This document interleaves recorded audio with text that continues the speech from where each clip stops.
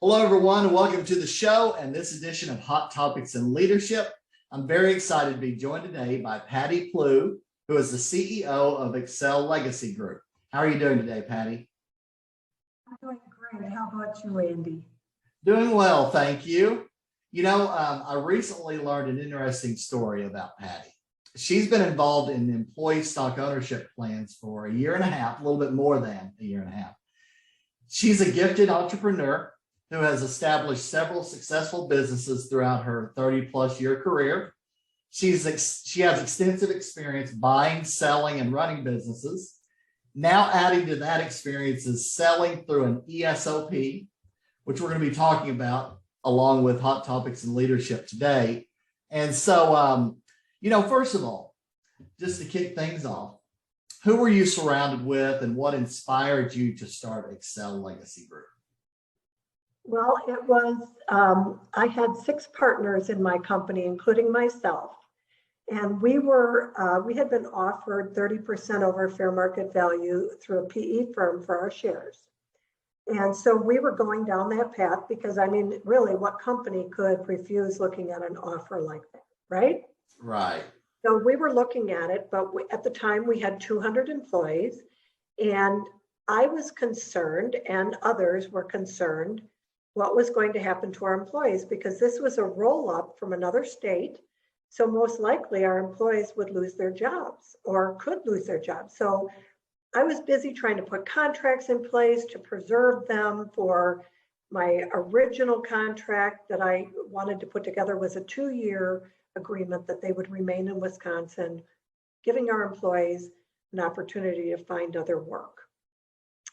Because I've been around long enough to watch other companies be sold to third parties and be shut down and be given like 7 hours to clear out after they've been there for 40 years. That happened to a business right down the road from my company. And so I was very concerned about our employees. And my husband and I met with a wealth management specialist, because if we were going to sell our company, we would want to invest our money so that this could last us our retirement. And then plus we have children, and we wanted to take care of the inheritance side as well.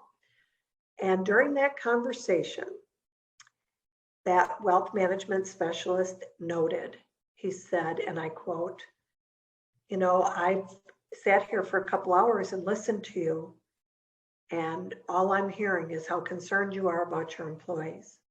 I honestly think even though you have this offer on the table, you'd be better off as an ESOP, because you could guarantee you'd take care of your employees. And one of the other benefits of an ESOP is you guaranteed fair market value for your shares. Well, at the time, remember, we were offered 30% over fair market value. So I knew that with my partners, that conversation really wouldn't, be viable at the time. But a week later, we met with the third-party buyer, who at the first face-to-face meeting reduced their offer down to fair market value because they weren't going to allow certain add backs on the balance sheet. So here we were at fair market value. And so I brought up the ESOP, and we decided to move forward in that direction. I don't know, Andy, if you know the benefits of ESOPs, but I mentioned, number 1, you're guaranteed fair market value. Number 2, you're guaranteed that you can stay on and stay in control of your company for as long as you want. So let's take myself as an example. If I wanted to stay on as president and CEO of operations, which I was, continue to make my salary, plus have sold the business to my employees, I could have done that, and I could have stayed on and done that for as long as I wanted. That's benefit number 2. Benefit number 3 is when you transition to an ESOP is a retirement fund like a 401k, but it's like a 401k on steroids, and I'll get to that later. First of all, the employees don't have to contribute anything. It's free to them. This is like a gift, okay? And they're allocated shares over time, and it's based on their salary. So obviously, somebody making 250,000 versus somebody making 50,000 would have more shares allocated to them through the ESOP, okay? Now, benefit number 4. Benefit number 4 is that an ESOP is a tax exempt entity. And so the company itself, like let's just use an S Corp as an example, because at the end of the day, we want you to transition to an S Corp, and we help you do that because, as you know, the taxes flow through, and then the shareholders pay the taxes on their personal taxes. But when it flows through to the ESOP, the ESOP doesn't pay taxes, so neither does the corporation anymore. So the corporation literally becomes a tax-free entity because of an ESOP. And so say today you're a traditional corporate structure, tomorrow you're an ESOP, you're automatically 33 to 40% bigger because you're not paying corporate tax anymore. And in the beginning, those monies are used to pay out the shareholders, okay, and delever from the debt, because the company itself actually buys the shareholders out on behalf of the employees. So the first course of business with becoming a tax-free entity is that you want to delever from that debt, okay? And then all those resources start accumulating on the bottom of the balance sheet, and they're used to fund the employee retirement fund. And it's not uncommon for employees of ESOPs to have $1, $2, or $3 million in their retirement funds. So literally the shareholders are sharing their wealth with the people that help them build their company by transitioning to an ESOP, but it's not coming out of their pocket because they've already sold their shares for fair market value. Those dollars are being generated by a tax-free entity to fund that. Now that's benefit number 4, I believe. Number 5 is, I mentioned fair market value, tax-free, a windfall benefit that's free to your employees. You can stay on and stay in control. Another thing, remember I had 5 other shareholders. Doing an ESOP is extremely flexible. So if I only wanted to sell 30% of my shares and my partner wanted to sell 100%, we could do that. So it's very flexible. Now, the last benefit, okay, well, no, I take that back. Number 6 is that the owners actually can defer their capital gains on the sale of their company 100% by investing in US stocks and bonds. It's called a 1042 exchange, and you wouldn't be investing any more than you'd be paying in capital gains as of right now, okay? So right now it's about 20%. The current administration is looking at doubling that. But right now, you wouldn't have to invest any more into US stocks and bonds than 15 to 20%, which would be a separate account that would be left for your heirs. So it's like, you want to pay the capital gains 20% and that money's gone forever, or do you want to put it in a fund for your heirs, right? And 100% of your purchase price is deferred by doing that. Now, if nothing changes in the current administration, the step up in basis, if that doesn't go away, when they take the money out of the 1042 exchange, they will not have to pay taxes. The only negative is if that step up goes away, then the heirs would have to pay taxes on that money. But that money is growing over your lifetime, and it's not taken out until after your passing. So there may be additional resources that are generated from those investments that can pay the capital gains, worst case scenario. And now the last benefit, okay, is called a second bite of an apple. And what that means is sometimes one of the negatives of an ESOP is that a bank will not loan up 100% of fair market value for the company. So if the bank won't loan 100% of fair market value, they'll usually do 2.5 to 3.5 turns of EBITDA, okay? So that means you're going to have to do some type of owner finance. As you're financing as an owner, you're going to have to carry a note. In exchange for carrying that note, I don't look at this as a negative. I look at it as a positive because you get warrants in exchange for that. And those warrants have 2 buckets. One is a shareholder bucket and another one is the key employee bucket. That you can handpick the people that are helping you grow the company and you can allocate shares to them in that bucket. Typically we see 10 to 12% is put in that bucket called the management incentive plan.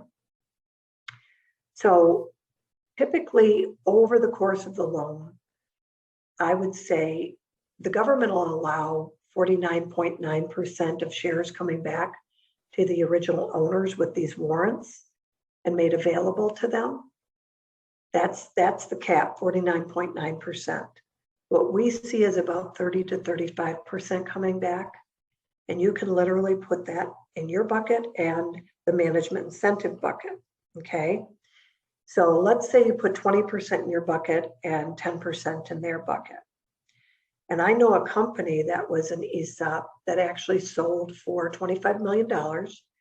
And then after they delevered from their debt, they went out and bought 4 other portfolio companies. And now they're worth $100 million. So let's take that as an example. You already sold your company, remember, for $25 million, right? Now you're going to exchange those warrants for shares. You've got 20% in your bucket. This is a new company that's a tax-free company. You've got 20% in your bucket, 10% in the management incentive plan. And the company's worth $100 million. You're going to get an additional $20 million on that second bite for a total of $45 million for your shares, just for waiting for anywhere from 3 to 6 years. If you're patient and you can carry a note for 3 to 6 years on what the bank financing didn't cover, you literally can sell your company again and reward people that helped you build your company. So in this case scenario, that would be $10 million in that management incentive plan for the employees, those key employees, depending on how many you have. Say you had 5 of them, that would be $2 million a piece that you could hand them a check for. Very nice. Yeah, and I love the idea of taking care of the employees, you know? Yep. That's a really awesome thing. I've seen some acquisitions go total opposite of that, right? They shut down Absolutely. departments and layoffs and all of that. I've seen that multiple times in my career. So it's good to hear, you know, take care of the employees. I love that. In terms of business, what would you say are some of the key challenges facing executives today? Right now on the top of the list is talent acquisition or talent retention. I mean, with 10 million job openings and 8.4 million unemployed currently in the United States, there's definitely a great reassessment going on for both the employer and the employees alike.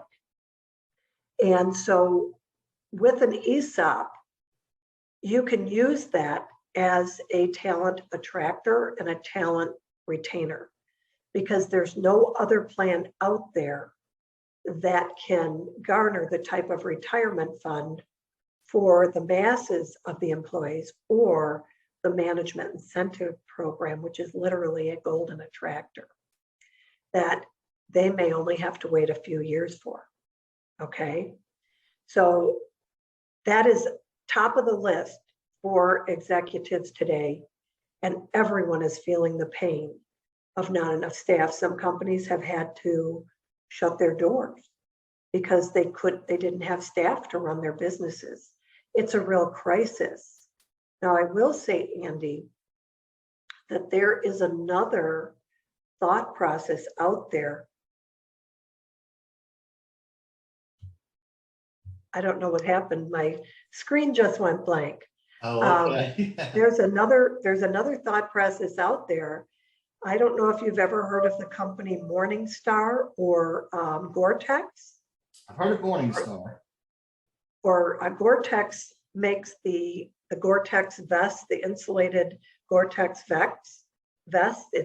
I think it's William Gore, W.L. Gore, that started the company. And the product is Gore-Tex insulated vests. They have, since the 1950s, they've been doing what's called self-organized or self-managed teams. So their thought process is the over a century old hierarchy chart is not working with the current generations, the millennials or the Gen Zers. It's that hierarchy chart is not working, but they are responding to more of self-organization, self-managed teams. And so I'm right now working with a company that is actually doing workshops on this process because it has worked very well for Morningstar, Gore, Zappos, Google. Now, Google has kind of transitioned over the last 2 or 3 years and went more to the old hierarchy chart, but they were self-managed for many years. That was their structure. So one of the gentlemen I'm working with, he did for his department at Blue Cross Blue Shield, he implemented that self-managed process with great success. One of the other members of that team is from Morningstar, and Morningstar has been doing this since the 1950s with great success. So I am honestly looking at that as a solution potentially to this problem, because just maybe these new generations aren't going to respond to something that's over a century old. And we need to be aware of this, and we need to be able to adapt and change and be flexible so we can, survive in the future, because these are the future generations. So that's, right. I mean, we need to listen. We need to take the negative out. We need to take out, I don't want to work that many hours. I want to have work-life balance. All the negative we're hearing, we can't focus on that. We have to dig deeper and listen to what they're really saying. Okay. And I think that this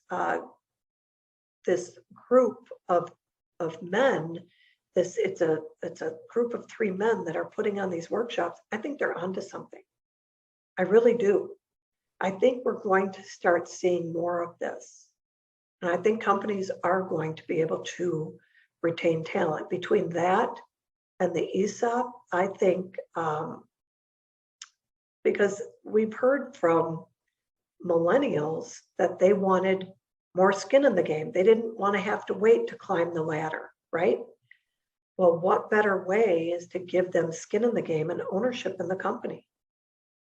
I mean, that right there with an ESOP would help them feel, more invested in the company because it's theirs. Absolutely. Covered a lot of great nuggets there in terms of success and also what to avoid.